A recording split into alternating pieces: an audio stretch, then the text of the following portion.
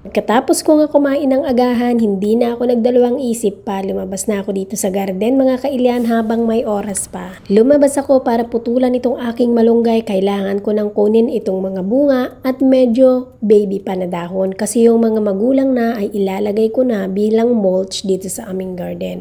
Panakip lang ba sa mga ugat ng aming mga pananim para hindi masyadong ma-expose sa araw. Maganda ring pataba ang mga dahon ng mga malunggay. Pagising kasi namin lagi ng aking asawa every morning ay nagpe-prayer and devotion kami.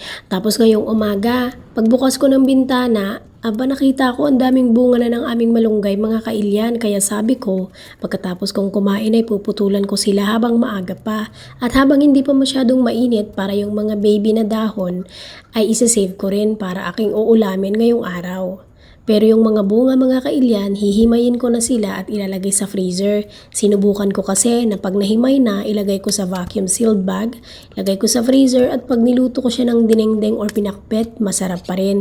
Pero yung dahon mga kailyan, hindi ko talaga gusto yung lasa kapag nilagay ko sa freezer. Kasi ang daming nagsabi pwede kong ilagay sa freezer as is or i-blanch muna. Pero trinay ko na mga kailyan, hindi ko bet. So hindi ko na yun ginawa. Air dry lang ako ng dahon ng malunggay at ginawa na namin mga kailyan na powder. Nilalagay ko sa mga niluluto kong bread or mga pandesal. Minsan nilalagay ko din sa aking mga niluluto. At sa mga nagtatanong naman, sinasayang ko daw yung mga dahon ng malunggay nilalagay sa mga pananim. Hindi yan sayang mga kailyan. Maganda ang benefits niyan sa aming tanim, pataba na rin. Pati na rin yung mga tangkay or yung sanga na malunggay na pinagputulan ko, hindi rin yan sayang mga kailyan kasi aanhin ko naman yung marami pa akong itatanim, no? Kasi sabi nila itanim ko daw. Madami na po akong puno ng malunggay, pang 5 na nga yung bagong tanim ko na isa. Wala na akong paglagyan ng powdered malunggay kasi marami na rin ako.